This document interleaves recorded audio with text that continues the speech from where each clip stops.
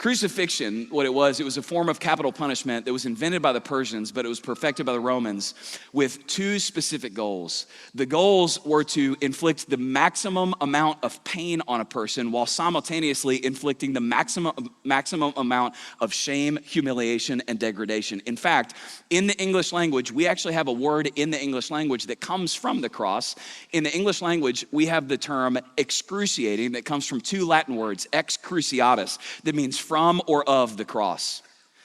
And the reason for this is that crucifixion had two simultaneous goals. Again, to inflict the most amount of pain and the greatest amount of shame. It was so vile that the historian Josephus records that Romans wouldn't even say the word crucifixion in public because it was considered barbaric. It was reserved for slaves and barbarians, people that the empire viewed as non-persons.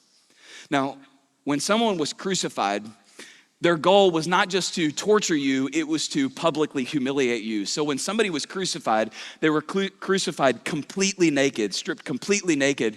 And they weren't crucified like in a back alley or in a capital punishment ward.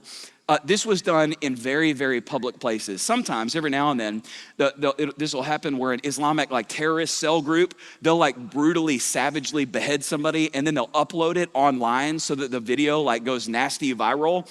And they do it as a form of psychological warfare. They're trying to send a signal that the belief of this man or the behavior of this man that you just watched his head sawed off, you better not repeat the belief or behavior of that man, or what happened to him may happen to you. It's psychological warfare.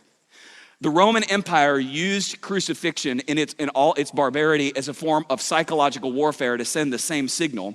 So when someone was crucified, they were crucified in the most public place in a city. Imagine driving onto the parking lot of your local mall, at the main thoroughfare of your city, or right outside of the grocery store or the Walmart in your city.